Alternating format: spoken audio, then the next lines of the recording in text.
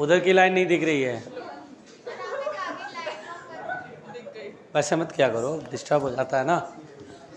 देखिए चलो बेटा, हम लोग कोलिजन पढ़ते हैं, और कोलिजन में कहानी क्या है बहुत ध्यान से सुनिएगा।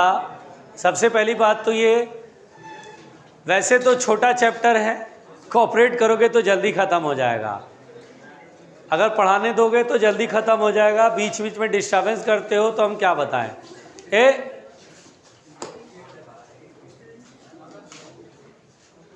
अभी जनता में इसमें घूम रही है ना, भी डाउट नहीं बता रहा, मैं तो पढ़ाने के मूड में बैठा। बैठ जाओ बेटा, बैठ जाओ। चलिए देखिए कोलिजन क्या होता है, इसको पढ़ते बेटा। ऑन कर दिया है ना? हाँ, देखिए कोलिजन क्या होता है बेटा, सुनिए। देखिए दरअसल क्या होता है कि जब दो या दो से ज़्यादा बॉडीज़ एक दूसरे पे फोर्स लगाते हैं बहुत ही छोटे से समय के लिए, when two bodies exert force on each other for a very small interval of time। जैसे देखिए बहुत लोग सोचते हैं कि जब दो बॉडी कोलाइड होता है तो कांटेक्ट में आना जरूरी है, ऐसा कोई ज़रूरी नहीं है। जब दो बॉडी कोलाइड होते हैं तो ज़रूरी नहीं है कि कांटेक्ट में आए। जब दो बॉडी कोलाइड होते हैं तो ये ज़रूरी है कि वो एक दूसरे पे फोर्स बहुत ही शॉर्ट ड्यूरेशन के लिए लगाएं, that is impulsive force. Impulse में भी फोर्स बहुत ही छोटे से समय के लिए लगता था। तो when two or more bodies exert force on each other for a very small interval of time, that is impulsive force acts. तो इसलिए बोलते बेटा कि व्हेन इम्पल्सिव फोर्स एक्ट्स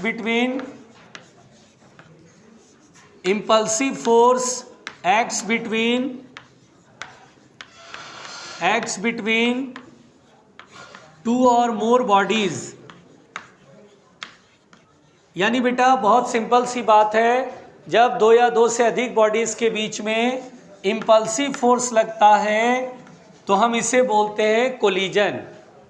आराम से भैया, आराम से भैया, बैठ जाओ आराम से। तो देखिए, तो बहुत सिंपल सा कंसेप्ट है बेटा कोलिजन में कि जब बॉडीज एक दूसरे पे फोर्स लगा रहे हैं और वो शॉर्ट ड्यूरेशन के लिए लगा रहे हैं। अगर आपसे सवाल पूछा जाए कि क्या कोलिजन में बॉडीज़ का कांटेक्ट में आना ज़रूरी है, तो हम बोलते हैं ये कोई ज़रूरी नहीं है, कांटेक्ट में आना ज़रूरी नहीं है। सबसे बड़ी चीज़ क्या है इसमें बेटा कि एक दूसरे पे फोर्स लगाएंगे for short duration of time. जैसे देखिए, अगर मान लीजिए कि ये एटम में न्यूक्लियस है और इसमें ऑर्बिट में इलेक्ट्रॉन घूमता है, तो हम लोग पढ़ते हैं कि जब इलेक्ट्रॉन से बम्बार्डिंग कराते हैं इस एटम पर, भैया शांत, जब हम इलेक्ट्रॉन से बम्बार्डिंग कराते हैं इस एटम पर, यानी हाई स्पीड से चलता हुआ इलेक्ट्रॉन एटम से टकराता है, तो एटम से टकराता है, शांत बेटा शांत प्लीज, इलेक्ट्रॉन तेज से चल रहा है और वो एटम से टकराता है, तो इसका मतलब ये नहीं होता है कि ये इलेक्ट्रॉन किसी या तो न्यूक्लियस से टकरा रहे इलेक्ट्रॉन, ऑर्बिट में घूम रहे इलेक्ट्रॉन से नहीं, बल्कि वो गैप्स में से बाहर निकल जाता है। ये जो बहुत सारे एटम में फ्री स्पेस होता है उधर से बाहर निकल जाता है, फिर भी हम बोलते हैं कि electron collides with the atom. ये एटम के किसी भी हिस्से को टच नहीं करा, ये न्यूक्लियस को टच नहीं करा, ये ऑर्बिट में घूम रहे इलेक्ट्रॉन को टच नहीं करा, यहाँ पर इलेक्ट्रॉन बीच में जो गैप है उससे बाहर निकल गया, फिर भी वी से दैट कि electron collides with the atom. तो दरअसल इलेक्ट्रॉन और न्यूक्लियस के बीच में जो फोर्स लगा बेटा वो very short duration of time के लिए लगा, so this is called collision. तो ये बहुत सिंपल क्लियर कंसेप्ट है, वन बाय वन करके कंसेप्ट हम क्लियर करते हैं। ये कंसेप्ट बहुत साफ साफ है कि कांटेक्ट में आना ज़रूरी नहीं है, बल्कि क्या ज़रूरी है, एक दूसरे पे फोर्स लगाते हैं for short duration of time, तो दिस इज कॉल्ड कोलिजन। बोलो क्लियर। अब यहाँ पर बेटा बहुत आराम से सुनिएगा, आराम से यहाँ पर सुनिएगा। देखिए, जो बॉडी आपस में कोलाइड करते हैं बेटा उन्हें हम बोलते हैं कोलाइडिंग बॉडीज, यानी जो बॉडी आपस में कोलाइड करते हैं उन्हें बोलते हैं कोलाइडिंग बॉडीज। बहुत सिंपल कहानी है, कोई इसमें बहुत ज़्यादा इसमें कहानी नहीं है, सिंपल कहानी है। तो जो आपस में टकराएंगे उन्हें क्या बोलेंगे बेटा? Colliding bodies. अब सुनिए ध्यान से, अगर मान लीजिए कोलिजन, जैसे अगर डायरेक्शन ऑफ मोशन को ध्यान में रख के कोलिजन के टाइप्स बांटे जाएं तो कोलिजन बेटा दो तरह का होता है। एक होता है वन डायमेंशनल कोलिजन और एक होता है टू डायमेंशनल, और आगे थ्री डायमेंशनल कोलिजन भी होता है। लेकिन हम लोग को यहाँ पर सिंपली दो ही तरह का कोलिजन पढ़ना है। एक होता है वन डायमेंशनल कोलिजन और दूसरा होता है to dimensional collision. 1D collision को बेटा हेड ऑन कोलिजन भी कहते हैं। अगर आपसे बोलता है कि वन डायमेंशनल कोलिजन, बहुत आराम से सुनिएगा, वन डायमेंशनल कोलिजन, तो बिल्कुल ध्यान से सुनिएगा, वन डायमेंशनल कोलिजन को हम हेड ऑन कोलिजन भी कहते हैं। वन डायमेंशनल कोलिजन को हम हेड ऑन कोलिजन भी कहते हैं। What is head on collision? Head on collision का मतलब होता है कि जैसे ये ए है एक बॉडी और ये दूसरा बॉडी है बी, और ये दोनों सेम लाइन पे मोशन कर रहे हैं, ये दोनों सेम लाइन पर मोशन कर रहे हैं, या तो सेम डायरेक्शन में चल रहे हो या अपोजिट डायरेक्शन में चल रहे हो, बट ये कोलाइडिंग बॉडीज मोशन में है तो सेम लाइन पर मोशन कर रहे हैं।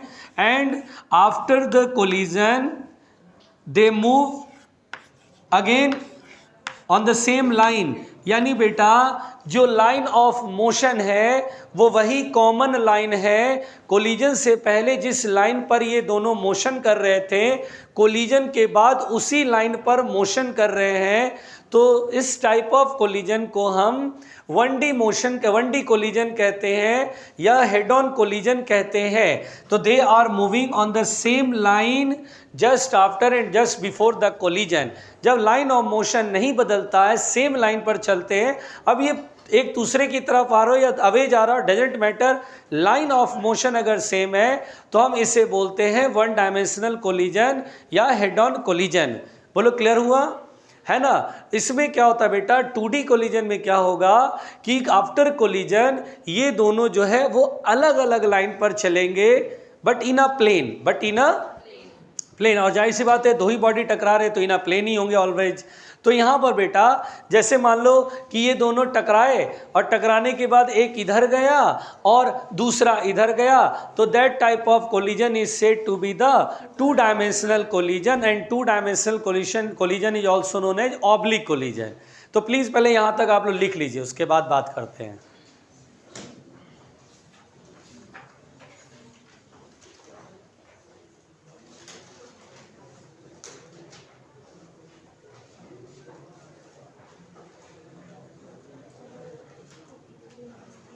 आराम से,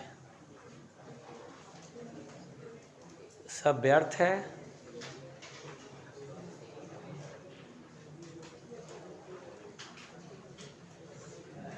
खा पी के एकदम बिल्कुल तैयार हो गए, एकदम आ गए एकदम पेट भर के। अब जम के सोएंगे, अब जम कर सोएंगे हम प्यार से। शांत शांत बच्चों, शांत।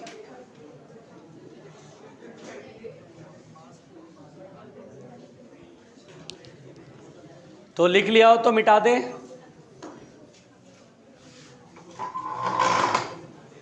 बेटा मिटा दे, इधर जरा सा है बस, 2-3 लाइन ही तो है।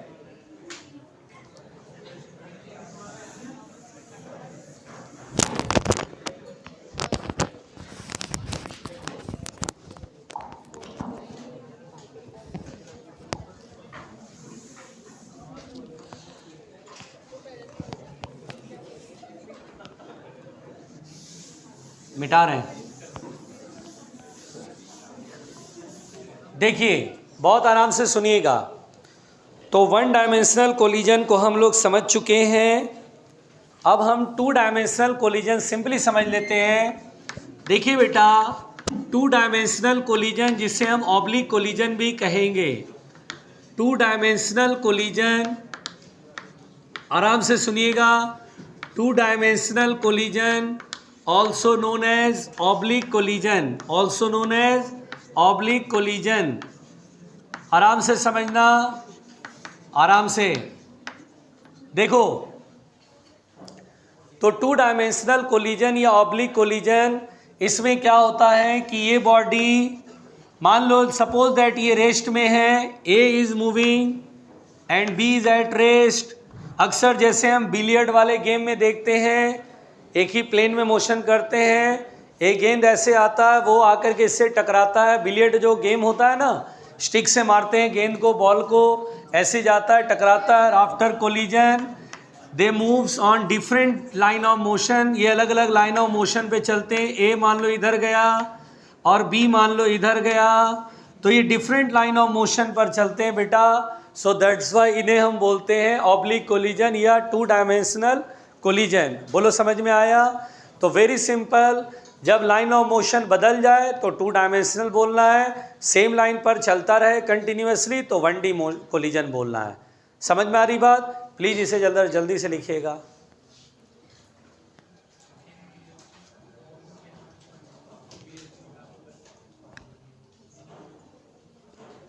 आराम से।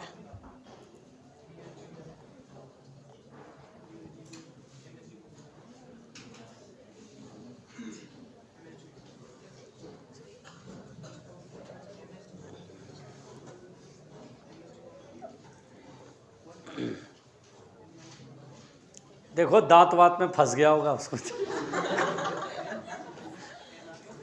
कुछ लोग ऐसे कर रहे हैं। दांत में फंस गया होगा।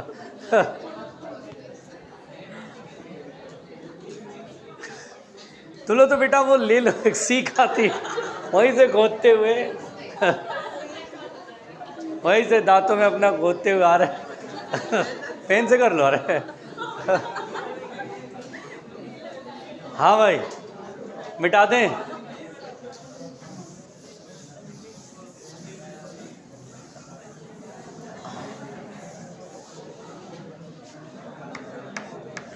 अच्छा ध्यान दीजिए, ए सुनिए, बात नहीं देखिए।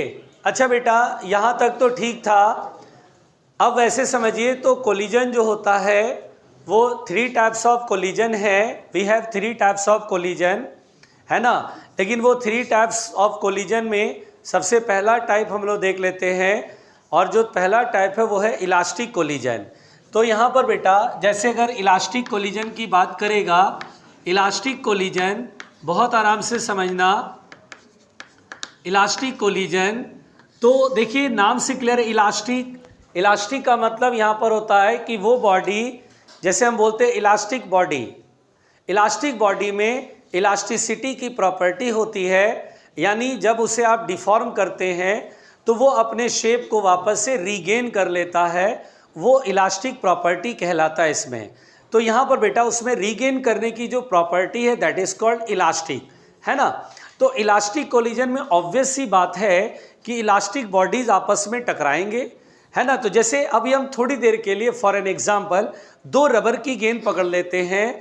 जब ये रबर की गेंद आपस में कोलाइड होते हैं तो जब during collision they exert force on each other, है ना। क्योंकि कोलिजन का मतलब ही होता है इम्पल्सिव फोर्स लगना, मतलब एक बड़ा सा फोर्स छोटे से समय के लिए लग रहा है ड्यूरिंग द कोलिजन। तो जब ये टकराते बेटा तो एक दूसरे पे फोर्स एक्सर्ट करते, उस फोर्स की वजह से ये डिफॉर्म हो जाएगा। फोर्स की वजह से रबर की गेंद थोड़ी पिचक जाएगी, ये भी पिचक जाएगी। तो जैसी कॉन्टैक्ट में दो पिचक जाती है ना, पिचक गई।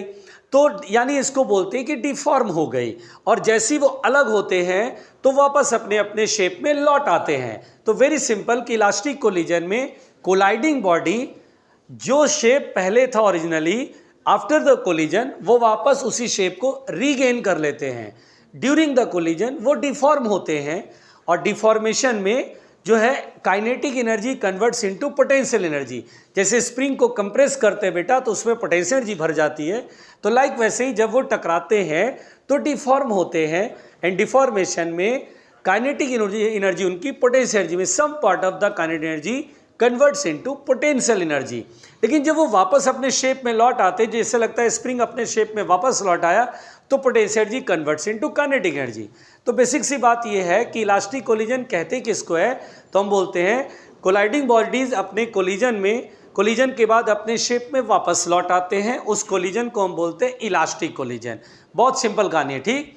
तो हम क्या बोलते हैं बेटा, colliding bodies regain their shapes, colliding bodies regain their shapes, ठीक है बेटा, रिगेन देयर शेप्स।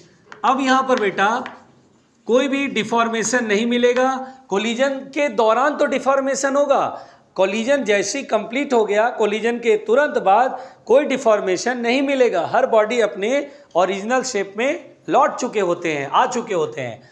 अब यहां पर बेटा बहुत ध्यान से सुनिएगा, जैसे मान लीजिए दो बॉडी है ए और बी, और ये देखो बेटा कोलाइड हो रहे हैं। जैसे मान लीजिए बी जो है वो स्लो चल रहा है और ए जो है वो फास्ट चल रहा है, तो ऑब्वियस सी बात है ए बी को कोलाइड करेगा, टक्कर मारेगा। तो ड्यूरिंग कोलिजन वो डिफॉर्म होते हैं। जैसे देखिए ए और बी जब कांटेक्ट में आएंगे तो इस तरह का बना देते हैं शेप, ये देखिए इस तरह का शेप बनेगा जिसमें ये टकराएगा। ये ए जो है बी को पीछे से धक्का मारा, तो ए एक्सर्ट कर रहा है फोर्स बी पर और बी उस पर रिएक्शन फोर्स लगा रहा है ए पर, तो इस फोर्स की वजह से डिफॉर्म होते हैं। लेकिन जैसे ही अलग होते हैं बेटा, तो ये अपने अपने शेप में वापस लौट आते हैं। देखिए ओरिजिनल शेप कोलिजन से पहले जितना है कोलिजन के बाद वैसा ही है, हाँ बस ड्यूरिंग कोलिजन ये डिफॉर्म होते हैं, है ना, और अपने शेप में वापस लौट आते हैं, तो इसको बोलते हैं इलास्टिक कोलिजन।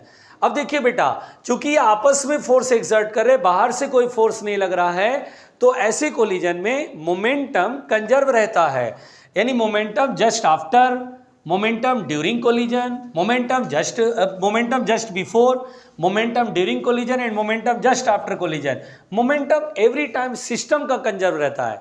एक बॉडी का अगर बोले, कभी थ्योरेटिकल क्वेश्चन आता है और स्टूडेंट बस ये याद रखते हैं मोमेंटम कंजर्व होता है, बस वो बोलते हैं मोमेंटम कंजर्व होता है। वो क्वेश्चन में लिखा है कि इन इलास्टिक कोलिजन में momentum of a body conserve होता है कि नहीं होता, ऐसा सवाल है। बोलते अरे कोलिजन है तो इलास्टिक कोलिजन है, मोमेंटम कंजर्व होगा। नहीं, मोमेंटम कंजर्व एक बॉडी का नहीं होता है, मोमेंटम कंजर्व सिस्टम का होता है। सिस्टम में दोनों बॉडी है, तो दोनों बॉडी को मिलाकर जो मोमेंटम होगा उतना ही momentum during the collision, after the collision, before the collision conserve रहता है। इसलिए बोलते हैं कि momentum of the system will remain conserve, momentum of the system will remain conserve. अगर आपसे बोले क्या एक बॉडी का मोमेंटम कंजर्व रहेगा, तो हमारा आंसर क्या होगा बेटा, नहीं, एक बॉडी का मोमेंटम कंजर्व नहीं रहेगा, सिस्टम का मोमेंटम कंजर्व, दोनों बॉडी का मिलाकर कंजर्व रहेगा। यानी कि momentum just before collision, momentum during collision and momentum just after collision is same, है ना बेटा, एकदम सेम रहेगा। जस्ट आफ्टर को जेबीसी लिख दे, जेएसी लिखेंगे, जस्ट आफ्टर कोलिजन, इसको शॉर्ट फॉर्म में लिखा। जेएसी का फुल फॉर्म क्या है, जस्ट आफ्टर कोलिजन। जेबीसी का फुल फॉर्म क्या है, जस्ट बिफोर कोलिजन, और ड्यूरिंग कोलिजन ये है। तो मोमेंटम एवरी टाइम कंजर्व रहेगा, क्यों, क्योंकि बाहर से कोई फोर्स नहीं लग रहा है। लेकिन बेटा यहां पर काइनेटिक एनर्जी, तो देखिए kinetic energy during the collision conserve नहीं रहेगा। देखिए ये बहुत ज़बरदस्त एक जैसे जरा सा ट्विस्ट है। हम लोग अक्सर बोलते हैं यार इलास्टिक कोलिजन में काइनेटिक एनर्जी कंजर्व रहता है। परफेक्ट, बिल्कुल सही बोल रहे हैं आप कि हाँ इलास्टिक कोलिजन जब होता है तो काइनेटिक एनर्जी कंजर्व रहता है। लेकिन कहाँ पे गलत हो सकता है, देखिए काइनेटिक एनर्जी कंजर्व होने का मतलब बिफोर कोलिजन और आफ्टर कोलिजन तो सेम रहता है, लेकिन during collision kinetic energy same नहीं रहता है। काइनेटिक एनर्जी का कुछ हिस्सा पोटेंशियल एनर्जी में कन्वर्ट हो जाता है। जैसे देखिए यहाँ पर कोई भी इलास्टिक बॉडी कंप्रेस होती है, डिफॉर्म होती है, तो उसमें पोटेंशियल एनर्जी आती है। वो पोटेंशियल एनर्जी आई कहाँ से, तो काइनेटिक एनर्जी का कुछ हिस्सा पोटेंशियल एनर्जी में चला जाता बेटा। इसलिए देखिए कितना वर्डिंग्स में एक ट्विस्ट पैदा कर देगा कि ड्यूरिंग द कोलिजन, बस इतना लिख देगा, ड्यूरिंग द कोलिजन या during the elastic collision kinetic energy conserve not conserve. तो हम लोग की आदत में एक रिफ्लेक्स शुरू से बना हुआ इलास्टिक कोलिजन है, काइनेटिक एनर्जी कंजर्व होती है। यही वो पॉइंट है जहाँ पे आप मिस्टेक करते हैं।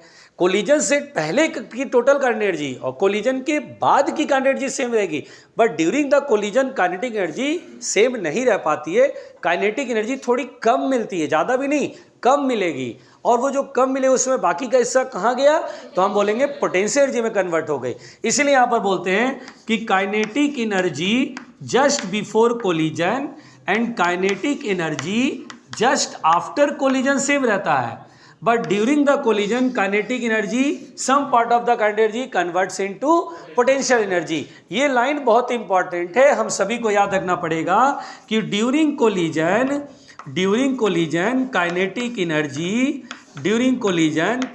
Energy some part of the kinetic energy converts into potential energy, some part of kinetic energy converts into potential energy. ये सब जो है एक कंसेप्ट बनाता है बेटा, इसको भूलना नहीं है, इसको आपको रिवाइज करना घर पे जाके, जिससे कि आप इसे बिल्कुल अच्छे से याद रख सकें। लिखिए इसे।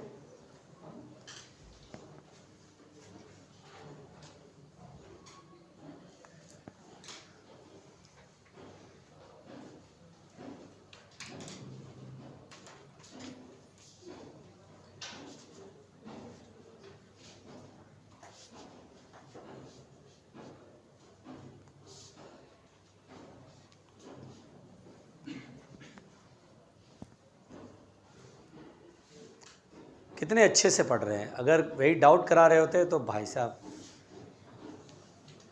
चिल पौ बहराना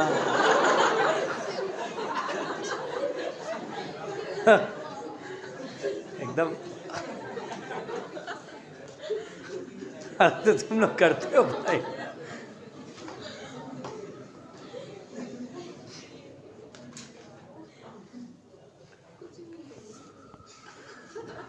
तो तुम लोग करते हो वैसे ही, तो क्या करें। अब देखो अभी अभी कितना बढ़िया नोट्स बन रहा है, तो तुम लोग कितना मन लग रहा है, हैं?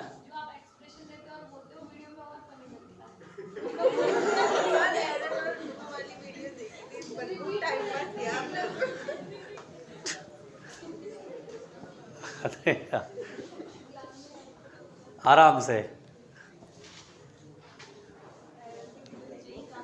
मिटा दें।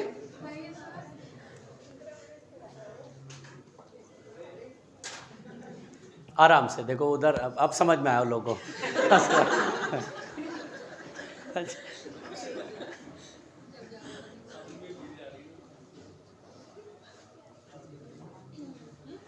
थोड़ा सा जल्दी जल्दी लिखो, ठीक है। देखो बेटा, इलास्टिक कोलिजन तो हम लोगों ने समझ लिया। देखो इलास्टिक कोलिजन तो हम लोगों ने समझ लिया, बिल्कुल आराम से समझना प्लीज।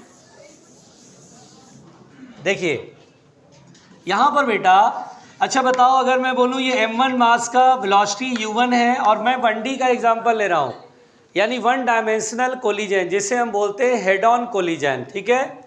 तो यहां पर बेटा सपोज दैट m1 है और m2 है, u2 वेलोसिटी से ये चल रहा है, एंड आफ्टर कोलिजन इनकी वेलोसिटी हो गई v1 और इसकी वेलोसिटी होगी v2 in along the same line, उसी लाइन जो कोलिजन के पहले था उसी लाइन पर कोलिजन के बाद मूव कर रहे हैं। तो यहाँ पर बेटा कोई भी अगर एक क्वांटिटी अगर मिसिंग रह जाए, जैसे बोलेगा v1 नहीं मालूम है, चलिए v1 फाइंड करिए, तो हम लोग बहुत आराम से बोलते हैं मोमेंटम कंजर्व कर लीजिए just before collision equal to momentum just after collision. और अब देखिएगा बेटा, momentum just before collision, collision के पहले, तो इसका मोमेंटम देखिए, मोमेंटम वेक्टर क्वांटिटी है, दोनों एक ही तरफ है, तो हम इस डायरेक्शन को प्लस मान लेते हैं और उसके अपोजिट डायरेक्शन को माइनस मान लेते हैं। तो बहुत सिंपल तरीके से m1 u1 प्लस में प्लस फिर दूसरे बॉडी का भी लिखेंगे, ये भी m2 u2 प्लस में। अच्छा बेटा, अगर मान लो अगर ये इधर की तरफ चल रहा होता तो उस केस में क्या करते हैं आप बताइए, माइनस करते हैं ऑब्वियसली। तो इसलिए इसमें कोई दिक्कत वाली बात नहीं है बेटा, इसमें u2 इधर की तरफ है, तो वेरी सिंपल, m2 u2 बराबर m1 v1 plus m2 v2। इस तरह से हम क्वेश्चन में जो भी अननोन क्वांटिटी वो हम सॉल्व कर लेंगे, ठीक। तो मोमेंटम कंजर्व करना हमें आता है। अगर बोलेगा कहीं पर काइनेटिक एनर्जी हमें ज़रूरत पड़ गई, तो हम बोलेंगे देखो sir, kinetic energy just before collision equal to kinetic energy just after collision. तो यहाँ पर बेटा कोलिजन से पहले इनकी काइनेटिक एनर्जी तो half m1u1 square plus half m2u2 square, ठीक है। ये देखिए काइनेटिक एनर्जी। अच्छा अगर ये उल्टा जा रहा होता तो क्या लिखते हैं जल्दी बताओ?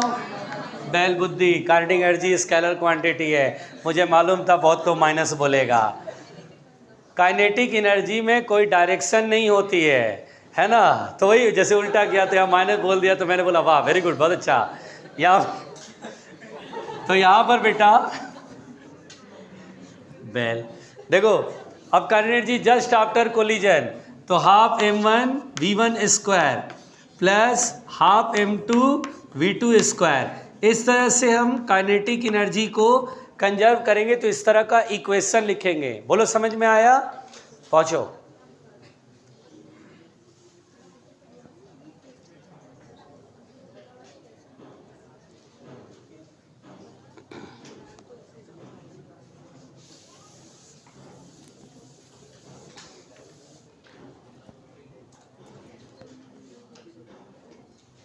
आराम से।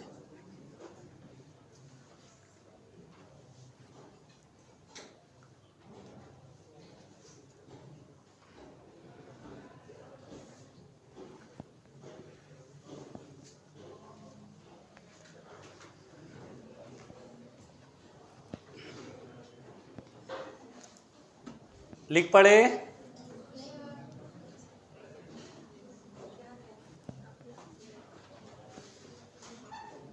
हाँ देखो,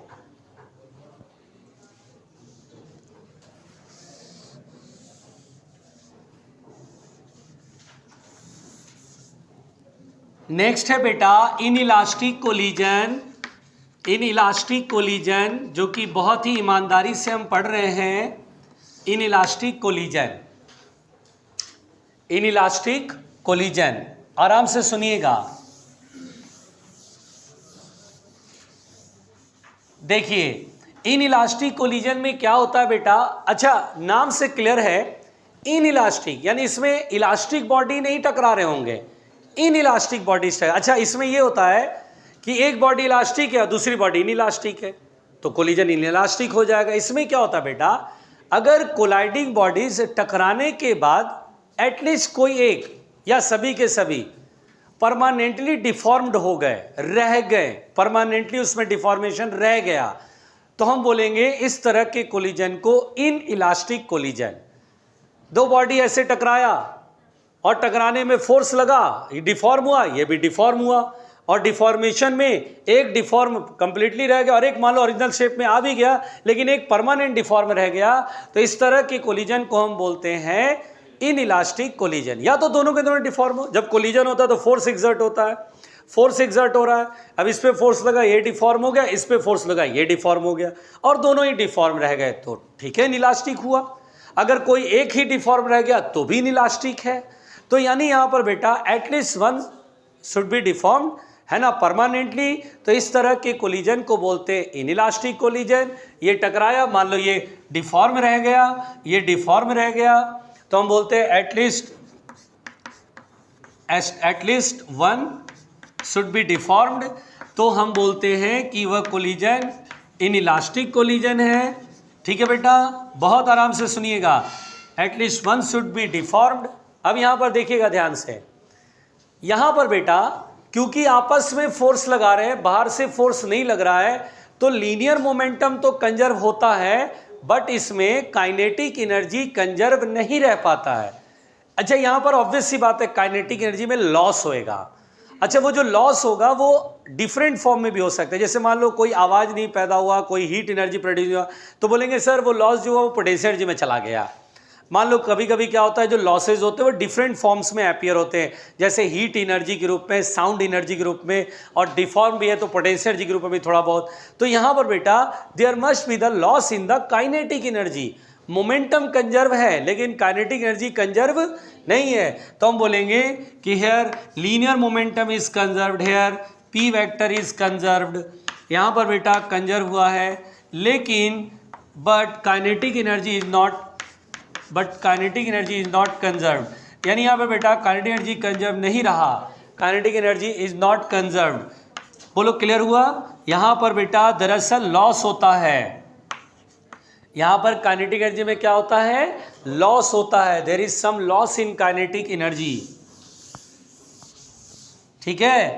hair loss in kinetic energy takes place, here loss in kinetic energy takes place. Kinetic energy बेटा,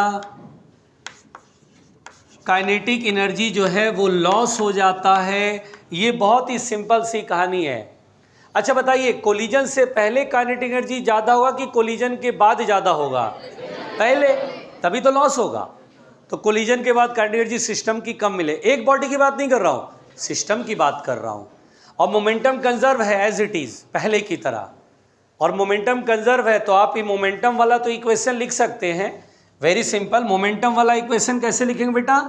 m1u1 plus m2u2 equal to m1v1 plus m2v2। Momentum तो कंजर्व है, मोमेंटम वाला इक्वेशन आपको आना चाहिए लिखने।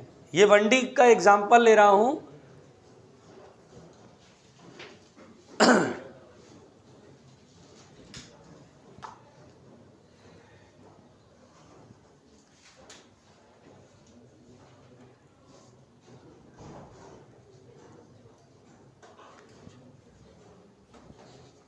मिटाया जाए।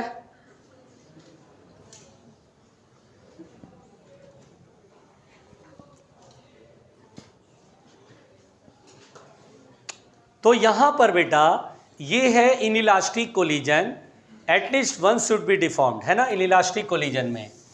और अब जो है हमारे पास वो है third, perfectly inelastic collision. Perfectly inelastic collision, perfectly inelastic collision, perfectly inelastic collision. देखिए परफेक्टली इनइलास्टिक कोलिजन ये क्या है बेटा? बहुत ध्यान से सुनिए। अच्छा, परफेक्टली इनइलास्टिक कोलिजन को कंप्लीटली इनइलास्टिक कोलिजन भी कहते हैं, ठीक है। परफेक्टली इनइलास्टिक कोलिजन को कंप्लीटली इनइलास्टिक कोलिजन भी कहते हैं।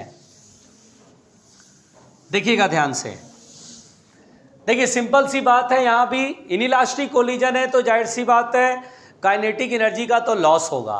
परफेक्टली इनइलास्टिक कोलिजन में क्या होता है? आफ्टर कोलिजन, जैसे देखिए ये बॉडी है ए, ये बॉडी है बी, और ये एक दूसरे से टकराते हैं, और टकराने के बाद साथ साथ चलते हैं या स्टिक कर जाते हैं। आप ऐसे समझिए स्टिक कर गया, या कॉमनली साथ में मूव करते हैं, मूव टुगेदर। ध्यान रखिएगा, after collision, after collision, after collision, बिल्कुल आराम से सुनिएगा, bodies move together. After collision bodies move together, एक साथ चलेंगे, बॉडीज मूव टुगेदर, तो हम इसे बोलते हैं बेटा परफेक्टली इनइलास्टिक कोलिजन। बहुत सिंपल है कि नहीं सिंपल?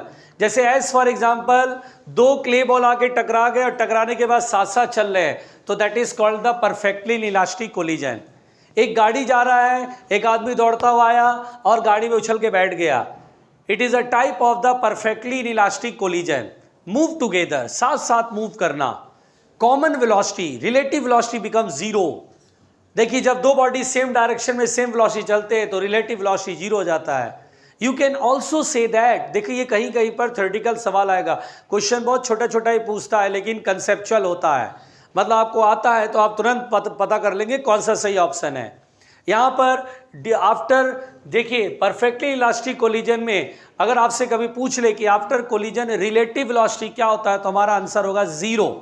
कंप्लीटली इलास्टिक कोलिजन में जब भी बॉडी जैसा कोलिजन होता है तो after the collision same velocity से चलता है, या तो चिपक गया तो यानी परफेक्टली इलास्टिक कोलिजन, या साथ साथ मूव कर रहे हैं तो परफेक्टली इलास्टिक कोलिजन। इसमें रिलेटिव वेलोसिटी जीरो होता है, दोनों की वेलोसिटी सेम होती है ना। अच्छा यहाँ पर सेम कहानी है, momentum will not, momentum will conserve, momentum will conserve, momentum क्या रहेगा बेटा?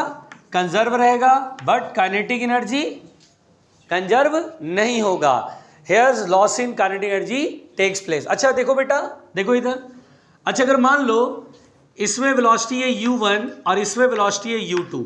सपोज दैट इसका मास है m1, इसका मास है m2। मैं बोलूँ यार मोमेंटम जरा कंजर्व करना, तो कोलिजन के पहले मोमेंटम क्या लिखेंगे, सब लोग इधर देखना और बोलना m1 plus m2 and equal to m1 plus m2 into. अच्छा, अगर यहाँ पे बोले आफ्टर कोलिजन जरा वेलोसिटी निकालो, तो इसमें तो एक ही इक्वेशन में काम हो जाता है। m1 m2 गिवन होता है, masses are given and u1 u2 also given, तो v बड़ा सिंपल इस तरीके से निकाल लेते हैं मोमेंटम को कंजर्व करके। आई बात समझ में? देखिए प्लीज आराम से।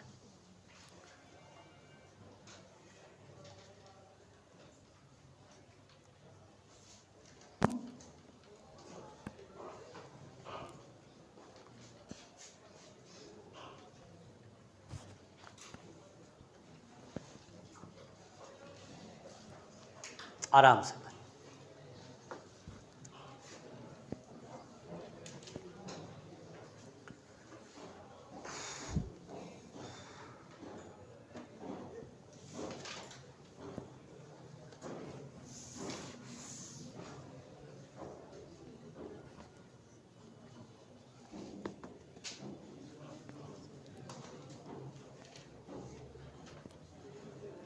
लिखिएगा बेटा, हेडलाइन दीजिएगा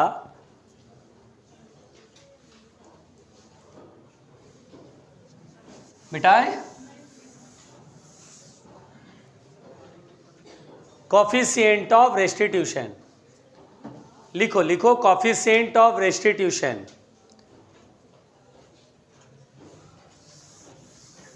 लिख रहा हूं, टेंशन ना लो, जान मत दे देना बस। कोफिशिएंट ऑफ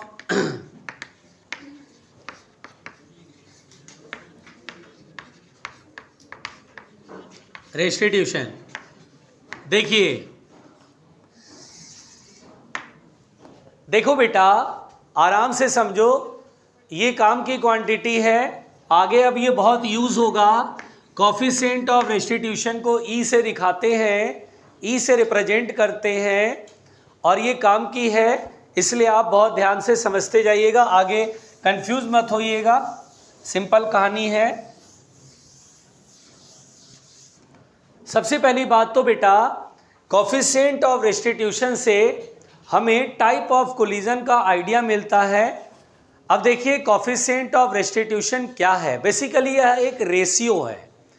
बेसिकली यह एक रेशियो है। ये क्या होता है बेटा? Coefficient of restitution is defined as the velocity of separation upon velocity of approach. बिल्कुल आराम से सुनिएगा, velocity of separation upon velocity of approach, this is the coefficient of restitution. मैं जो समझा रहा हूं ध्यान से सुनिएगा, पहले समझा लेने दीजिए फिर आप लिख लीजिएगा, ये आप ही के लिए है। तो E बराबर होता है velocity of separation upon velocity of approach. दरअसल ये मैग्नीट्यूड है, magnitude of velocity of separation upon magnitude of velocity of approach, क्योंकि दो वेक्टर क्वांटिटी डिवाइड थोड़ी ना होता है। वेलोसिटी ऑफ सेपरेशन का मतलब वो मैग्नीट्यूड लिखना, उसमें डायरेक्शन मत देना। यहाँ भी वेलोसिटी ऑफ अप्रोच में मैग्नीट्यूड लिखना, डायरेक्शन मत देना। अब यहाँ पर बेटा सेपरेट कब होता है? कोलिजन के बाद या कोलिजन के पहले? कोलिजन के बाद। पहले तो कोलिजन पहले तो पास आएंगे और टकराएंगे, और टकराने के बाद दूर होते हैं। तो हम बोलते हैं वेलोसिटी ऑफ सेपरेशन को हम लोग ऐसे समझ के चले कि relative velocity just after collision. यानी बेटा सेपरेशन जिस वेलोसिटी से सेपरेट हो रहा, that is means relative velocity की बात होती है। इसका मतलब कि एक बॉडी दूसरे बॉडी से कितनी वेलोसिटी से सेपरेट हो रहा है, it means it is the relative velocity. तो इसीलिए बोलते हैं relative velocity just after collision का magnitude upon relative velocity just before collision का मैग्नीट्यूड। अप्रोच का मतलब होता है पास आना, तो एक के रिस्पेक्ट में दूसरा कितनी तेजी से पास आ रहा है, that is the relative velocity. So that's why इसको जो ऐसे लिखते हैं बुक में, मैंने इसे ऐसे कन्वर्ट करा जिससे कि आप बहुत आसानी से रिलेटिव वेलोसिटी का कंसेप्ट यूज करके सॉल्व कर सकते हैं। जैसे देखिए बेटा, रिलेटिव वेलोसिटी पढ़ते हैं कि अगर ए और बी दो बॉडी सेम डायरेक्शन में चल रहा है 10 मीटर पर सेकंड से और 5 मीटर पर सेकंड से या 8 मीटर पर सेकंड से, अगर मैं सिर्फ इतना पूछूं रिलेटिव वेलोसिटी का मैग्नीट्यूड बताओ, डायरेक्शन से मतलब नहीं है, मैग्नीट्यूड से, तो आप क्या करते हैं, दो बॉडी सेम डायरेक्शन में चल रहा है तो सब्ट्रैक्ट करते हैं रिलेटिव वेलोसिटी के लिए, बड़े में से छोटा को घटाने होता है। 10 में से 8 घटाएंगे 2 मीटर पर सेकंड, बोलेंगे सर रिलेटिव वेलोसिटी का मैग्नीट्यूड 2 मीटर पर सेकंड होगा। और वही अगर अपोजिट होता है तो ऐड कर लेते हैं, यही 8 अगर इधर की साइड होता तो हम बोलते हैं सर 10 + 8 18 कर लो, बात खत्म। इससे हमें रिलेटिव वेलोसिटी का मैग्नीट्यूड मिलता है। अब जैसे देखिए यहाँ पर बेटा बहुत आराम से सुनिएगा, अगर मैं आपसे ये कहूँ बेटा कि मान लो एक बॉडी है A and moving with velocity u1 और एक बॉडी है B moving with velocity u2 and after collision A में वेलोसिटी है v1 एंड बी में वेलोसिटी है v2। अब मुझसे कह रहा है कि कोफिशिएंट ऑफ रेस्टिट्यूशन E बताइए। तो अब एक बात बताइए, आप ये वेलोसिटी ऑफ सेपरेशन सोचेंगे तो कंफ्यूज हो जाएंगे। अब आप बोलिए सीधा relative velocity just after collision, collision के बाद, कोलिजन के पहले ये है और कोलिजन के बाद ये है, तो रिलेटिव वेलोसिटी, अच्छा सेम डायरेक्शन में चल रहा है तो सब्ट्रैक्ट करना है, लेकिन सब्ट्रैक्ट में बड़ा वाला पहले और छोटा वाला वेलोसिटी का मैग्नीट्यूड बाद में। अब v1 में से v2 घटाएं या v2 में से v1। अच्छा पहले एक बात बताइए, उसको छोड़िए, पहले ये बताइए u1 बड़ा कि u2 बड़ा है? हाँ बड़ा होगा तभी तो करीब आकर टकराएगा, और टकराने के बाद हमेशा आगे वाला तेज भगेगा, आगे वाला तेज भगेगा, तो v2 ज़्यादा हो जाएगा, v1 छोटा पड़ जाएगा। तो हम यहाँ पर बेटा बोलेंगे कोफिशिएंट ऑफ रेस्टिट्यूशन इस केस में, तो बोले सर v2 बड़ा है v1 छोटा है और सेम डायरेक्शन में चल रहा है तो सब्ट्रैक्ट करेंगे। भाई टकराएगा ना ऐसे, तो टकराएगा तो सेपरेट होगा, सेपरेट में सेपरेट कैसे होगा, आगे वाला तेजी से भागेगा तभी तो सेपरेट होगा, तो इसलिए v2 क्या होगा बड़ा और v1 क्या होगा छोटा, तो बड़े में से छोटा को v2 - v1 और अपॉन u1 - u2। तो यहाँ पर हम लोगों ने सीधा relative velocity just after collision और relative velocity just before collision निकाल के डिवाइड कर लिया। आई बात समझ में? लिखिए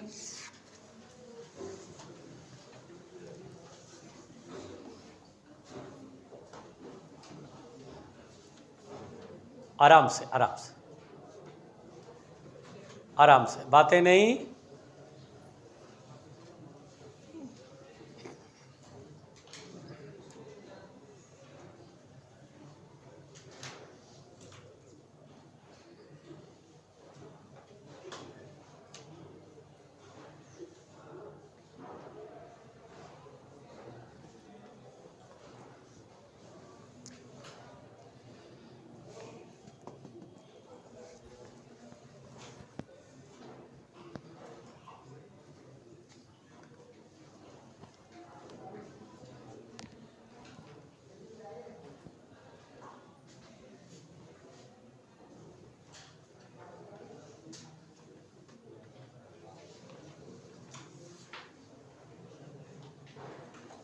अब ये मान लीजिए अगर मैं आपसे कहूँ, अब तो मैं डायग्राम मिटाता जाऊँगा, इसमें आपको तो पूरा लिखना पड़ेगा ईमानदारी से, ठीक है? अच्छा बताइए बेटा, अगर ये केस हो, सब लोग बोलिए, इस केस में coefficient of restitution v2 - v1, देख लेना ये सही लिखा, कुछ फेरबदल होगा इसमें, v2 - v1 सही लिखा, और ये u1 प्लस हो जाएगा। अच्छा ये दो अपोजिट आ रहे हैं तो रिलेटिव वेलोसिटी में ऐड करेंगे। अच्छा इसमें u1 बड़ा या u2 बड़ा, कोई भी बड़ा छोटा हो, एक दूसरे की तरफ है तो टकराएंगे तो जरूर, तो u1 + u2 लिखो, फिर से बनाओ ए बी, फिर ए और बी, फिर से बनाओ, फिर से लिखो आराम से, है जी? हाँ यार ऐसा हो सकता है, डोंट वरी यार। मान लो ये ज़्यादा भारी है तो, ये हैवी हो, पलट गया, नहीं आया समझ में? आराम से अरे अरे हो गया। अच्छा बेटा देखो ध्यान से। अच्छा मैंने इसको ऐसे कर दिया तो बताना क्या होगा। मैं तो बस ऐसे मिटाता जा रहा हूँ, आपको तो पूरा लिखना पड़ेगा। अब बताओ क्या होगा कोएफिशिएंट ऑफ रेस्टिट्यूशन, प्लीज जल्दी बताइए। मतलब नीचे माइनस और ऊपर प्लस, दोनों प्लस हो जाएगा, यानी v1 plus v2 upon u1 plus u2। आसान है क्या? कोएफिशिएंट ऑफ रेस्टिट्यूशन आप सीख गए? अरे कोई घबराहट वगैरह? हाँ सो लो बेटा, जितना देर वक्त मिले, जैसे 2 मिनट का वक्त मिले उतने देर में सो लो, ठीक है? हाँ सो लो, खूब चबा चबा के खाया है ढंग से एकदम। अब सोएगा और समय का इंतजार करता है, समय होता जाए बस।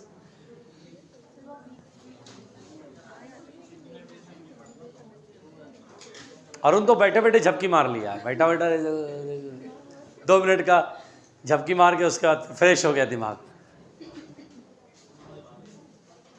मनोज बातें कर रहा है, ये ठीक है, केवी मनोज का मन लगा के रखता है।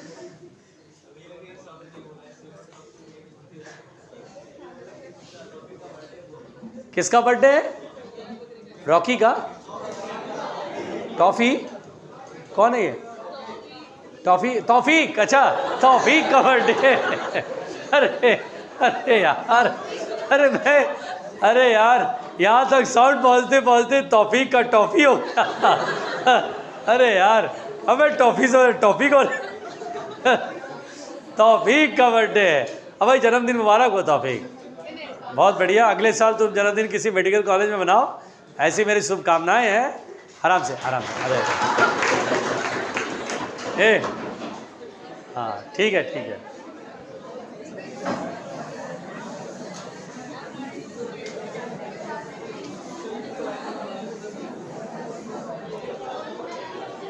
सुनिए, सुनिए, छोड़ दे डीकेस, आराम से। बातें नहीं। अच्छा देखिए, फॉर इलास्टिक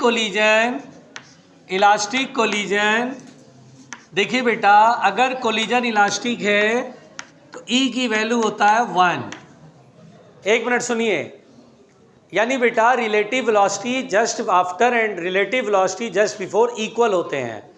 तो ये देखिए for elastic collision E equal to 1। For inelastic collision, आराम से सुनिएगा, इन इलास्टिक कोलिजन में बेटा, इन इलास्टिक कोलिजन में ई की जो वैल्यू होती है वो 1 और 0 के बीच में लाई करती है, आराम से। और यहाँ पर फॉर परफेक्टली इन इलास्टिक, ध्यान से सुनिएगा, परफेक्टली इन इलास्टिक को कंप्लीटली इन इलास्टिक भी बोलते हैं। For perfectly inelastic collision E equal to 0, यानी हमें याद रखना पड़ेगा इलास्टिक कोलिजन में ई की वैल्यू 1, इन इलास्टिक कोलिजन में 0 और 1 के बीच में, और परफेक्टली अच्छा सोचो ना, परफेक्टली इलास्टिक में क्या आफ्टर कोलिजन दोनों सेम वेलोसिटी चलते हैं, तो रिलेटिव वेलोसिटी 0 नहीं हो जाएगा क्या? तो 0 अपॉन समथिंग 0 ही तो रहेगा। इसे भी से दैट कि E is always lies between 0 और 1, इंक्लूडिंग 0 और 1 बोथ, यानी हमेशा ई जो होता है वो 0 और 1 के बीच में होता है, और इंक्लूड भी करेगा, 0 और 1 इंक्लूड करेगा। 1 की इक्वल होगा तो इलास्टिक हो जाएगा, 0 की इक्वल होगा तो परफेक्टली इलास्टिक, और 0 और 1 के बीच में रहेगा तो बोलेंगे इन इलास्टिक कोलिजन। आराम से आराम से।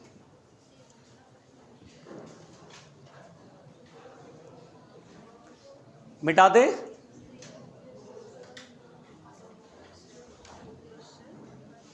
आराम से बेटा लिखिएगा, हेडलाइन दीजिएगा,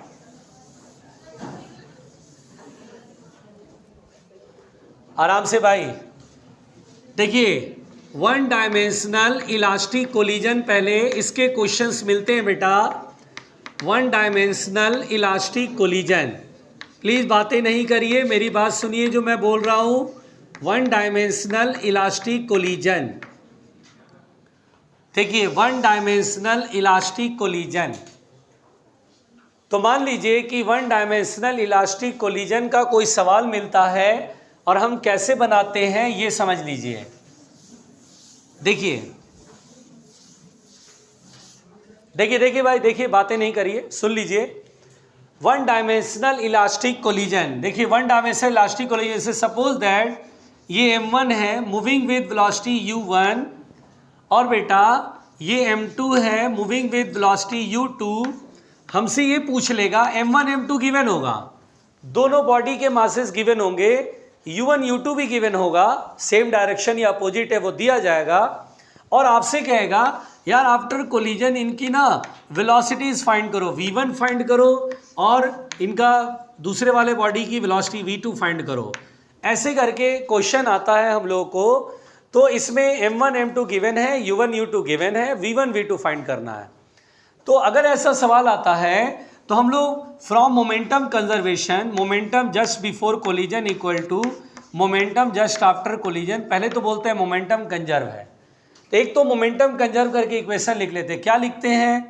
तो m1 u1 plus same direction में अभी मान के चलते हैं m2 u2 बराबर m1 v1 plus m2 v2। एक तो ये इक्वेशन हमारे पास पहला इक्वेशन बन गया, जिसमें बेटा क्या क्या मालूम है हम लोग को, m1 और m2, u1 और u2, तो v1 और v2 का एक इक्वेशन बन गया। हम लोग काइनेटिक एनर्जी कंजर्व करके वो इक्वेशन नहीं बनाएंगे क्योंकि उसमें स्क्वायर का टर्म आता है जो कि कैलकुलेशन लंबा करता है। हम हमेशा इसके बाद कोफिशिएंट ऑफ रेस्टिट्यूशन में करेंगे, जिसमें पावर में 1 रहता है, लीनियर होता है तो ठीक से सॉल्व हो जाता है। तो वी नो दैट कि इलास्टिक कोलिजन में coefficient of restitution is 1 and we know that कि वेलोसिटी ऑफ सेपरेशन यानी relative velocity just after collision, बताओ v1 बड़ा कि v2 बड़ा? तो v2 माइनस v1 है ना, v2 बड़ा होगा तो बड़े में से छोटा को घटा देंगे और यहाँ क्या लिखेंगे, u1 बड़ा होगा u2 छोटा होगा तभी तो टकराएगा जा करके, तो u1 माइनस u2। अब यहाँ पर बेटा बहुत सिंपल तरीके से हमारे पास दिस इम्प्लाइज दूसरा इक्वेशन बन गया, जिसमें कि v2 माइनस v1 यानी v2 और v1 का एक और इक्वेशन बन गया। v2 माइनस v1 बराबर कितना होगा, देखिए जरा ध्यान से, ये इधर क्रॉस मल्टीप्लिकेशन होगा तो v2 minus v1 is u1 minus u2। ये हमारे पास सेकेंड इक्वेशन है, रुकिए ध्यान से, और इन दोनों इक्वेशन को साइमल्टेनियसली सॉल्व कर लेंगे तो we have the v1 and v2। तो भैया ठीक है, ये हमें मेथड आ गया, कॉन्सेप्ट आ गया। अब क्या होता है कि अगर मैं इसका फॉर्मूला बताना चाहूँ कि भैया सॉल्व करके कितना आता है, तो सॉल्व करके देखिए आता है कि आफ्टर सॉल्विंग वी गेट, मैं सॉल्व नहीं कर रहा हूँ, सॉल्व कर सकते हैं, very simple, and after solving we get. अगर मुझसे कहेगा चलो सर v1 का फॉर्मूला बताओ कितना आएगा, अब क्या होता है समय बचाने के लिए अगर फॉर्मूला याद है तो क्वेश्चन जल्दी बनेगा, और अगर सवाल में फॉर्मूला नहीं याद है तो आपको फिर ये दो इक्वेशन को सॉल्व करना पड़ जाएगा, है ना। और फॉर्मूला याद है तो बढ़िया है, फिर तो काम बन जाएगा आपका, जल्दी से बन जाएगा। इसमें हम ऐसे याद रखते हैं कि पहले एक डिवाइड वाली लाइन खींचते हैं और नीचे m1 प्लस m2 रख देते हैं और यहाँ पर u1 मल्टीप्लाई में लिख देते हैं, ठीक। उसके बाद प्लस में फिर डिवाइड वाली लाइन खींचते हैं, m1 प्लस m2 लिखते हैं और यहाँ पे u2 लिख देते हैं, ठीक है। अगर ये मान लीजिए ये वाला रुका हुआ है तो u2 वाला टर्म 0, और 0 में कुछ भी मल्टीप्लाई होगा 0, इसको ख़त्म कर देते हैं ना वो तो जो भी है वैल्यू दिया जाएगा अपना। अब यहाँ क्या लिखेंगे ऐसे समझेंगे, देखिए ये u1 है तो यहाँ m1 का यानी u1 यानी फर्स्ट बॉडी, तो फर्स्ट बॉडी का मास आगे और सेकंड बॉडी का मास पीछे, m1 माइनस m2, ठीक है ना। ये u2 है तो ये देखता है मैं तुम्हारे घर में गए थे तो बड़ी बेइज्जती करा तुमने ना, अब मैं अपने घर में तुम्हें घुसने भी नहीं दूंगा, तो ये m1 को घुसने भी नहीं देता है, सारे सीट खुद भरता है, तो 2m2। इस तरह से ये जो भी क्या है ये वो अपना देखो, मैं तो ऐसे याद रखता हूँ, देखो हाँ इसकी बेइज्जती नहीं हुई, माइनस में रखा, भाई तुम्हारे घर आए तो तुम थोड़ा इज्जत पानी तो दो, तो ये माइनस में कर दिया। तो इसके घर में जब गए तो बोला नहीं हम m1 को जगह ही नहीं देंगे, सारी जगह मेरी है। तो ये बस जरा सा है, जैसे मैं इसके लिए एक बहुत सिंपल सा एक मैंने अपने लिए, अपने मेथड के लिए, अपने लिए सिर्फ, अब वो आपके लिए सूटेबल और नॉट ये आप जानो, बट मेरे लिए सूटेबल है। कैसे?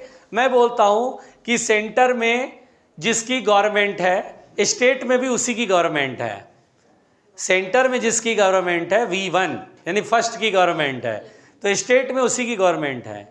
तो क्या होता है कि सेंटर में गवर्नमेंट है और स्टेट में गवर्नमेंट है, तो थोड़ा ये दबंग हो जाता है, थोड़ा ये बदमाश हो जाता है, दबंग टाइप का होता है। लेकिन सेंटर में चूंकि इसी का गवर्नमेंट है, इसी का, तो लोग आवाज़ भी उठाएंगे कि आप गलत कर रहे हो, सेंटर में भी आपकी ताकत, स्टेट में।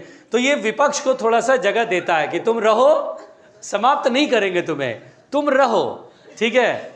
लेकिन जो दूसरा स्टेट जिसमें कि इसका गवर्नमेंट नहीं है, दूसरा गवर्नमेंट है, जैसे कि ममता बनर्जी वाला आजकल चल रहा है, बस सारा सुपड़ा साफ किए हुए हैं, डेली मारते हैं, डेली 10-12 लोग को ऊपर पहुंचा देते हैं, और बहुत मारा मारी, तुम्हें नहीं पता। हम लोग तो जैसे मैं थोड़ा बहुत न्यूज़ देखता हूँ, हाँ, वो किसको मारते हैं, वो RSS और BJP वालों को खूब मारते हैं। लेकिन देखिए अभी मैं रिकॉर्ड में जा रहा है, सो ये बोलना ठीक नहीं है, वरना पता चला कोई TMC समर्थक हो तो मुझे ही अभी कूटने लगेगा कि रुको ठहरो, ममता बनर्जी की पार्टी के अभी आ रहे हैं आपके पास।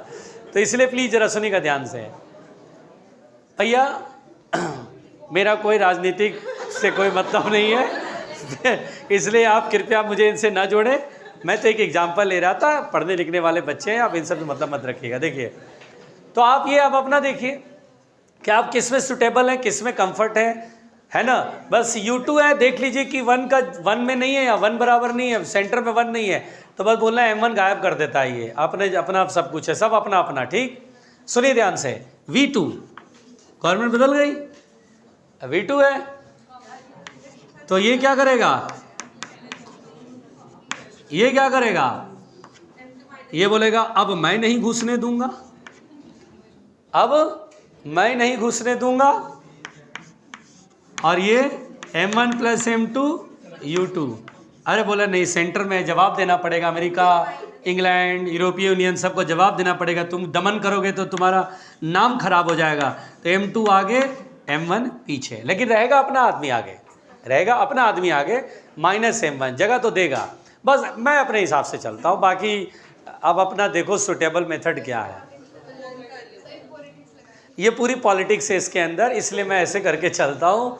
एंड इससे क्या होता है कि मैं कंफ्यूज भी नहीं हो पाता और फॉर्मूला याद रख लेता। जैसे अभी आपके सामने लिख दिया, मैं सुबह सुबह पढ़ के नहीं आया हूँ, टेंशन मत लेना कि मैं सुबह सुबह पढ़ के रट्टा मार के आया कि जा करके और टारगेट बैच में जो है बस लिखवा देना है। हमें क्या पता, ये भी तो है, हाँ सही बात है, हमें क्या पता कि सुबह रट्टा मार के चले होगे कि भाई चलो नौकरी कर रहे तो कुछ पढ़ के चलो।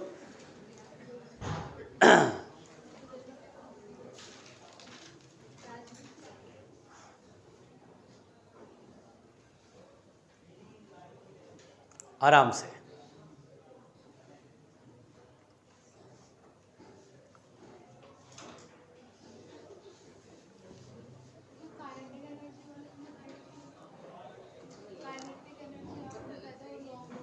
हाँ, क्योंकि ½ mv1² + ½ mv2²। अब स्क्वायर का टर्म सॉल्व करना दिक्कत करता है बहुत ज़्यादा, वो मेथड लंबा होता है।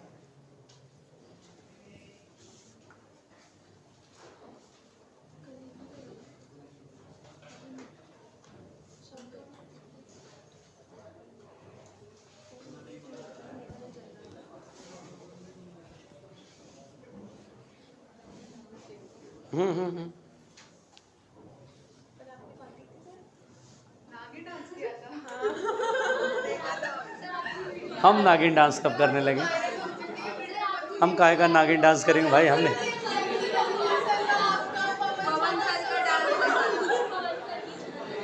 अच्छा,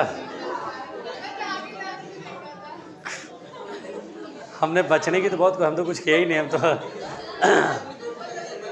हाँ, हम लोगों ने कल जम के एंजॉय तो करा था, हम लोगों ने बहुत एंजॉय करा था कल, ये बात तो तय है।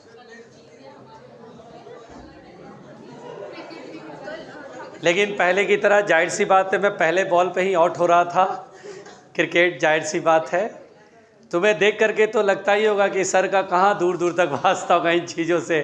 जब मैं छोटा था तभी खेलता था, तो कल मुझे क्रिकेट खेलने के लिए बैट पकड़ा गया और मैं गया, और जैसा कि एज़ यूजुअल मेरे साथ होता है, पहली गेंद पर ही अच्छा, नियम ये बनाया गया था कि 6 बॉल तक आउट नहीं माना जाएगा। ऑब्वियस सी बात है, 6 बॉल तक तो हम कितनी बार आउट हो चुके थे। तो एक बार तो आउट हुए, पहली गेंद पर निपट गए। दूसरी गेंद पर मारे पता नहीं कब गेंद अंदर से निकल गया, पता भी नहीं पड़ा, बच गया मैं। तीसरे गेंद पर तो मैं निपट ही गया। मैंने कहा यार ये बड़ा खतरनाक प्राणी है। हाँ, ठाकुर सर ने तो बहुत अच्छा खेला, एकदम ऐसे बैट घुमा। ए शांत शांत भाई, ए हो गया, चलो मिटाए। देखो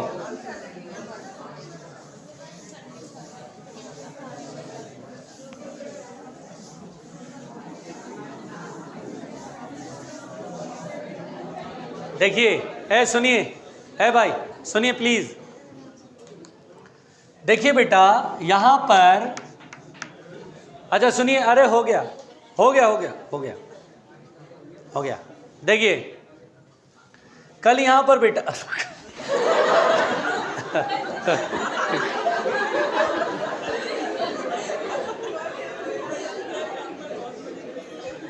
यहां पर देखें, कल की बात ना करें, यहां देखें। देखिए पढ़ लेते भाई, बहुत कम समय मिलता है, ठीक है। तो देखिए ध्यान से, यहाँ पर बेटा अगर मान लीजिए ऐसे बोले कि दो बॉडी हैं M1 और M2, दोनों के मासेस इक्वल हो जाए। अच्छा कोई जा रहा है ना तो जबरदस्त, मतलब ने गुस्से में होता है ना, दरवाजा पीटते हुए कम भगत, अब पीटते हुए। मैं तो कभी कभी डर जाता हूँ, कभी कभी बोतल का ढक्कन गिरता है तो मैं समझ जाता हूँ ये निशाना किधर था और किधर चला गया बेचारा। तो थोड़ा सा बेटा आराम से, गुस्से में आए तो आप कृपया बड़े शांति से आप बाहर जा सकते हैं। टीचर पर आप चिल्लाना, गुस्सा करना अच्छी बात नहीं है, ठीक है। देखिए ध्यान से, तो यहाँ पर देखिए बेटा M1 और M2 दो बॉडी सेम डायरेक्शन में मान लो चल रहा है, लेकिन मासेज इक्वल है। मासेज आर, देखो जा रहा है, बार बार खोल खोल के गेट पिट रहा है। ठीक हो, कोई तकलीफ है, गुस्सा आ रहा है? नहीं ना, शांत रहो बेटा बस। देखिए अगर मान लो M1 और M2 बराबर हो जाए, मान लीजिए M1 और M2 बराबर हो जाए और इनकी वेलोसिटी दे दी जाए। जैसे मान लीजिए मैं A और B कर देता हूँ, ऐसे लिख देता हूँ बेटा, देखिएगा ध्यान से, ऐसे लिख देता हूँ, M1 M2 की जगह यही M और M कर देता हूँ। अब देखिए ध्यान से, ये M है और ये M है, तो यहाँ दो बॉडी है A और B, और ये मान लीजिए लेट अस सपोज ये 10 मीटर पर सेकंड से मूव कर रहा है। पहले तो U1 U2 से मूव कर रहा है, और आफ्टर कोलिजन इनकी वेलोसिटीज हमें फाइंड करनी है V1 V2। तो अगर बेटा फॉर्मूले में हम रखें, ध्यान दें फॉर्मूले को, तो V1 का वैल्यू होगा M1 प्लस M, पहले डिवाइड वाली लाइन दिया, M1 प्लस M2, तो M प्लस M हो गया 2M इंटू U1। अगर कभी ऐसा बेवकूफ़ बनाने की कोशिश करे कि एक वेलोसिटी उल्टा दे दे, तो वो माइनस में रखना है आपको। जैसे देखिए अभी तो U1 U2 एक ही तरफ है, तो U1 प्लस में। अब यहाँ पर ऊपर क्या बताया था, M1 माइनस M2, M1 की जगह M और M2 की जगह भी M, बोलो ठीक। फिर प्लस, फिर M1 प्लस M2, तो क्या हो गया 2M। अब जैसे कोई इधर जा रहा होगा तो उसको माइनस में लिखना है यहाँ पर, यही थोड़ा सा सावधानी बरतना है। लेकिन इधर ही जा रहा है तो प्लस में लिखे हम एज इट इज़। तो U2 फिर क्या लिखा बेटा यहाँ पर, हाँ 2M2, और M2 की जगह M है तो 2M। अब ये वाला M में से M क्या, 0, 0 में से पूरा करेंगे तो 0, 0 का मल्टीप्लाई, और ये 2M से 2M, तो V1 की वैल्यू क्या हो जाएगा U2, V1 की वैल्यू हो जाएगा U2। अच्छा अब अगर V2 पूछा जाए, V2 की वैल्यू क्या होगा, इधर इधर इधर ध्यान से, V2 की वैल्यू क्या होगा, तो हम लोग बोलेंगे सर पहले तो upon M1 plus M2, 2M into U1। अब देखिए यहाँ V2 है और यहाँ U1 है, सेंटर में कोई और है, यहाँ स्ट्रेट में कोई, ये तो अपनी बात करेगा, विपक्ष बिल्कुल नहीं रहेगा, clear. Plus M1 plus M2 2M U2, अरे सेंटर में ये अमेरिका लंदन सबको जवाब देना है, यहाँ तो ये U2, अरे भाई ठीक से लोकतंत्र जिंदा रखना है इन लोग को, M माइनस M, ठीक है। तो अब यहाँ पे ये 0 कंप्लीट खत्म, और 2M से 2M, तो V2 बराबर हो गया U1, बोलो क्लियर हो गया। तो यहाँ पर बेटा अब आप ये देखिए, ये जो रिजल्ट्स है इसको जरा गौर से देखिए, V1 बराबर है U2 और V2 बराबर है U1। यानी सोचिए अगर मैं आपसे बोलूँ कि यहाँ पर A की वेलोसिटी कितनी होगी, तो देखिए A की वेलोसिटी जो V1 से रिप्रेजेंट करते तो कितनी हो गई U2, यानी B की वेलोसिटी A में आ गई और A की वेलोसिटी B में चली गई। ध्यान से सुनिए, ध्यान से सुनिए, यानी वेलोसिटी इंटरचेंज हो गई।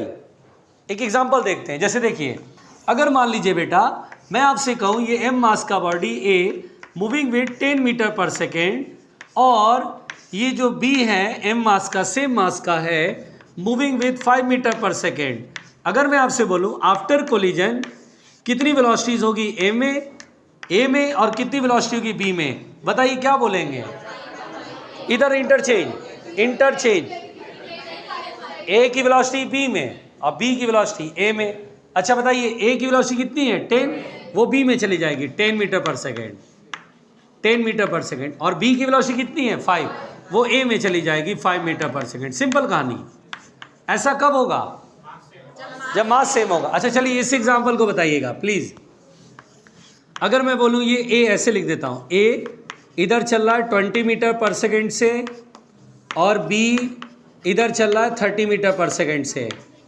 अब मैंने आपसे कहा आफ्टर कोलिजन A में वेलोसिटी और B में वेलोसिटी। अब बताइए ये 20 से चल रहा और ये 30 से, बताइए आफ्टर कोलिजन A और B में वेलोसिटी, A में वेलोसिटी राइट या लेफ्ट? देखिए B की वेलोसिटी A में जाएगी, B में 30, तो A में 30 मीटर पर सेकेंड टुवार्ड्स लेफ्ट, और B में वेलोसिटी A की वेलोसिटी B में चली जाएगी। ये 20 है तो ये 20। आई बात समझ में? लिखो, ये दिखाई दे रहा है?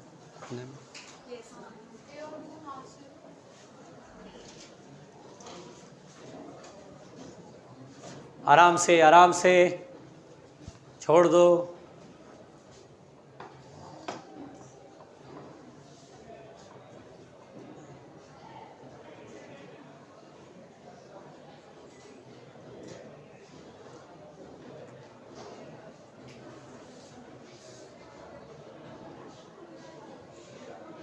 ओ छुट्टी हो गई।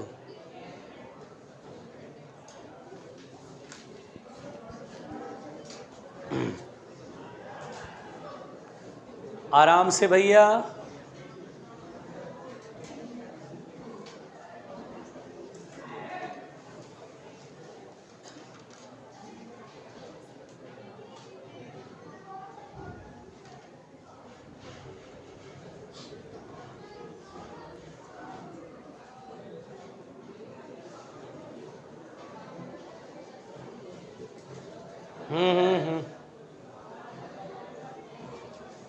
ओ बहुत बात करते हैं, बिना बात के रह ही नहीं सकते एकदम।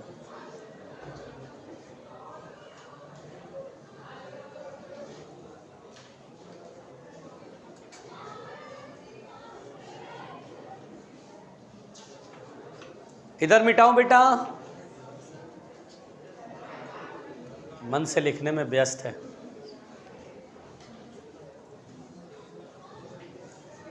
अगर मैं पूछ लो कि क्वेश्चन लगा रहे हो तो ये सत्य बात है कि गलत बात है? क्वेश्चन बना रहे हो या छोड़ दिया सब कि ठीक है?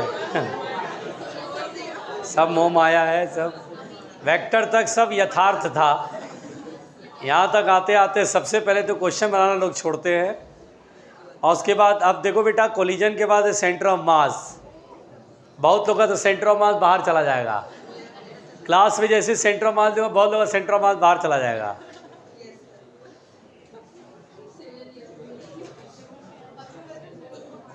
आराम से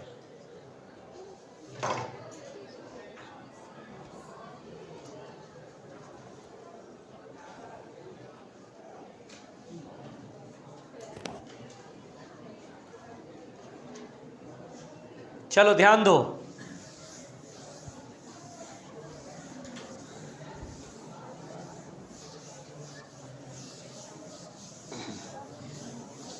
देखो बेटा इधर ध्यान दो प्लीज। अरे प्लीज। अच्छा बेटा, अच्छा इसमें एक बात बताओ, मैंने कहा m मास का ये बॉडी, इधर ध्यान देना, m मास का body moving with velocity u और दूसरा m मास का बॉडी रेस्ट में है, और ये इलास्टिकली कोलाइड होता है। कैसा कोलिजन है? इलास्टिक। बताइए आफ्टर कोलिजन A में और B में वेलोसिटी कितनी होगी? जल्दी बताइए।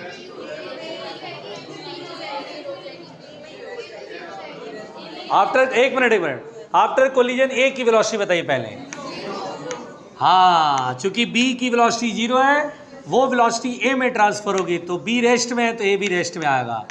और जो बी है वो कितनी वेलोसिटी चलेगा, यू से। तो जानते हो बेटा जैसे क्या हुआ, आराम से सुनना। एक बार क्वेश्चन पूछा, अब क्वेश्चन क्या पूछा बिल्कुल ध्यान से सुनना। क्वेश्चन ऐसा था और बहुत लोग कंफ्यूज हो गए। क्वेश्चन ये था, बहुत सिंपल सा क्वेश्चन था कि ये एक स्मूथ सरफेस है। अब इसमें क्या हुआ कि ये एक ब्लॉक है ए, और ये आगे एक ब्लॉक है बी, और ये स्प्रिंग से कनेक्ट है सी से। बी और सी स्प्रिंग से कनेक्ट हैं, ठीक है, ठीक तरह से वेल्डिंग किया हुआ है। अब तीनों के मासेस बराबर हैं, तीनों के मास क्या हैं, बराबर हैं। अब इक्वल मासेस हैं। अब ये बोला कि ये v वेलोसिटी से मूव कर रहा है, और ये a जाकर के किससे टकराएगा, b से टकराएगा। कोलिजन इलास्टिक है। तो बताइए find the maximum compression in the spring. तो अब जिसने कोलिजन पढ़ लिया, जिसे कंसेप्ट क्लियर है, वो ये खुद बोलेगा कि सर ए और बी के मास इक्वल। अच्छा भाई, और कोलिजन कैसा, इलास्टिक। तो तुरंत समझ जाएंगे सर इलास्टिक कोलिजन है, तो ये वाली वेलोसिटी इसमें चली जाएगी और ये रेस्ट में आ जाएगा बेचारा। नहीं आया समझ में?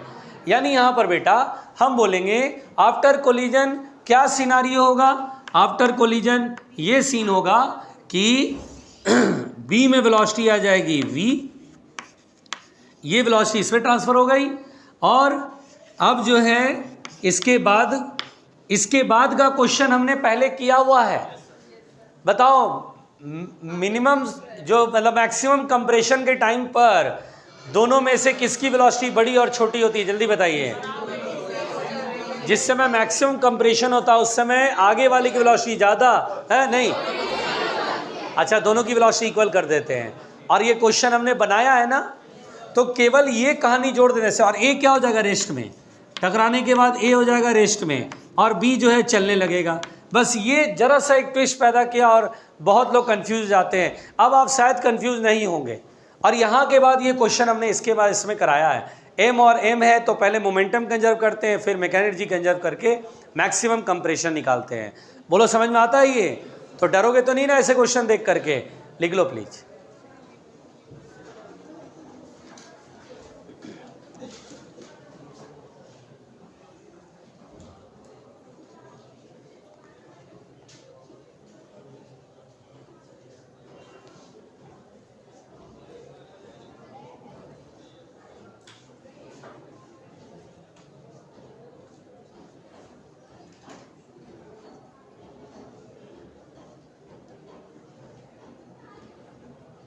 मिटाएं?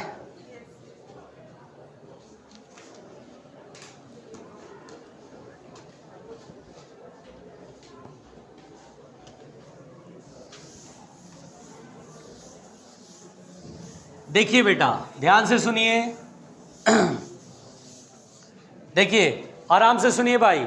अच्छा बेटा, ये सवाल अगर ऐसे आया, ध्यान से देखो भाई, मान लो ऐसे क्वेश्चन आया कि एक मूविंग वॉल है, जैसे एक मूविंग वॉल है, वॉल समझ रहे हो ना, कोई मूविंग वॉल है। अब ये वॉल मूव कर रहा है, देखिए ध्यान से बेटा, ये वॉल मूव कर रहा है। वॉल कभी मूव करता है? अरे हाँ, दीवार कोई मकान का दीवार हम थोड़ी ना बोल रहे हैं भाई। अब ट्रक है पीछे की ओर जा रहा है, कोई आके टकरा गया उससे, ठीक है ना भाई, वो बात कर रहे हैं हम। अच्छा चलो तुम छोड़ दो वॉल, तुम रहने दो। अगर मैंने कहा ये M1 है और ये M2 है, ध्यान दो, और मैंने कहा कि ये वेलोसिटी U1 से इधर जा रहा है और ये U2 से, मान लो बोलूं कि M1 is very very greater than M2, क्या मतलब हुआ कि ये जो पीछे वाला बॉडी है वो बहुत तेज, बहुत ज़्यादा मास का है। M1 बहुत ज़्यादा मतलब हैवी मास का है। एज फॉर एग्जाम्पल जैसे कि ट्रक चल रहा और आगे साइकिल वाले को उड़ाएगा, ये समझना, उसी टाइप का ना भाई। तो क्या होगा जरा बताना, अगर ट्रक जो है पीछे से ज़्यादा साइकिल वाले को मारेगा क्या होगा?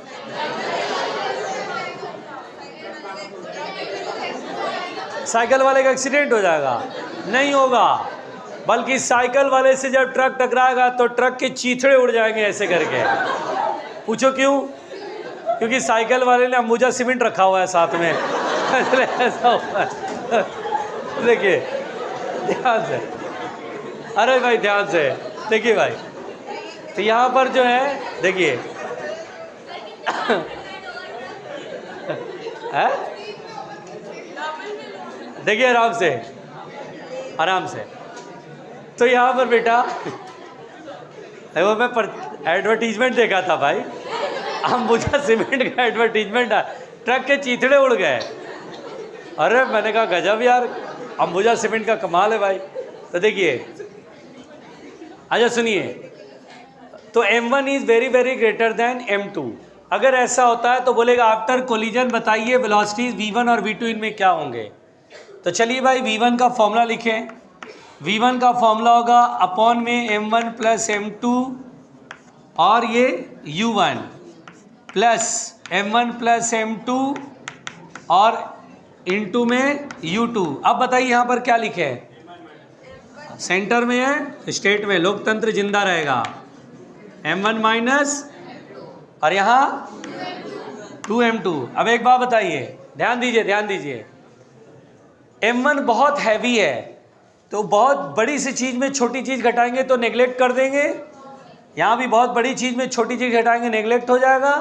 ऊपर में आप अप्रॉक्सीमेटली M1 लिखेंगे, नीचे में भी M1 लिखेंगे। फिर यहाँ देखिए बेटा, M1 में बड़ी चीज़ में बहुत ही छोटी चीज़ घटा रहे हैं, M2 छोड़ देंगे तो 2M2 upon M1 into U2। M1 से M1 कैंसिल। अच्छा M2 तो बहुत छोटा है ना, बहुत छोटे से चीज़ में बहुत बड़ी चीज़ डिवाइड में जाएगी तो ये बहुत छोटा हो जाएगा। जैसे 1 में 1 लाख डिवाइड करना है तो बहुत छोटा आएगा, ये नेग्लिजिबल हो गया। यानी V1 अप्रॉक्सीमेटली इक्वल टू, यानी जो हैवी मास है ये हैवी है M1, तो बेटा आफ्टर कोलिजन इसकी वेलोसिटी पर लगभग कोई असर नहीं पड़ेगा, यानी यहाँ पर U1 का U1 ही रहेगा। अब M2 में वेलोसिटी, तो V2 इक्वल टू क्या होगा? तो M1 प्लस M2, फॉर्मूला बताना, यहाँ U1 plus M1 plus M2 U2। अब बताओ यहाँ पर क्या लिखूँ? अरे सेंटर में कोई और स्टेट है एकदम यहाँ, और यहाँ M2 minus M1, M2 minus M1। देखिए 2 है तो M2 का मास आगे। ध्यान रखो बेटा प्लीज़ सुनिए। अब यहाँ पर बेटा M1 बहुत बड़ा है ना, M1 बहुत बड़ा है, M2 को छोड़ देंगे। अच्छा फिर देखिए इसको हटा दिया, इसको कवर कर लिया। अब M2 बहुत छोटा है और M1 बहुत बड़ा है, ये रेशियो 0.00 आएगा तो नेग्लिजिबल हो गया, U1 के सहित वो हटा देंगे। V2 अप्रॉक्सीमेटली, यहाँ पर देखिए M1 बहुत बड़ा, M2 बहुत छोटा, तो ये हम छोड़ देंगे M2 को। अरे यहाँ गड़बड़ हो गया, यहाँ 2M1 होगा। अरे U1 है ना तो अपना आदमी बिठाएगा ना, अरे गड़बड़ा गया। M2 छोड़ देंगे, M1 कटेगा तो 2U1 आएगा बेटा। अब यहाँ देखिए M2 जहाँ जहाँ उसे छोड़ देंगे, ऊपर आएगा माइनस M1, चूँकि M2 नेग्लिजिबल है ना, और यहाँ भी M2 नेग्लिजिबल है तो M1 इंटू U2, M1 से M1 कैंसिल, तो V2 बराबर 2U1 माइनस U2। एक बात सुनो बेटा, मैं जानता हूँ कि कभी भी ये फॉर्मूला नहीं याद रह पाएगा, स्लिप कर जाएगा दिमाग से, लेकिन अगर आपने ये फॉर्मूला याद किया हुआ है और आप जान रहे हैं कि M1 बहुत बड़ा है, तो जहाँ भी M1 बहुत बड़ी क्वांटिटी में M2 ऐड या सब्ट्रैक्ट हो रहा है उसे हम नेगलेक्ट करते चले जाएंगे। जैसे यहाँ M2 नेगलेक्ट कर दिया, कवर कर लिया, ढक लिया, ऐसे M1 से M1 कट गया 2U1, यहाँ M2 नेगलेक्ट हो गया ख़त्म, यहाँ M2 नेगलेक्ट हो गया ख़त्म, ये वैल्यू रखा। तो यहाँ से यहाँ तक पहुँचना बहुत ही सिंपल टास्क है, आप खुद भी करेंगे जब कोलिजन के सवाल बनाएंगे, ऐसे क्वेश्चन मिलते हैं, आप खुद करेंगे तो आपको खुद आदत में आ जाएगा। लिखो टाइम कितना हुआ, हो गया? ठीक है बेटा, यहीं तक, बाकी बातें करेंगे कल चैप्टर फिनिश। अगर चाहोगे तो जिस हिसाब से आज पढ़ें नेक्स्ट डे चैप्टर कंप्लीट हो जाएगा। ऐसे ही पढ़ लें कल तक, ठीक।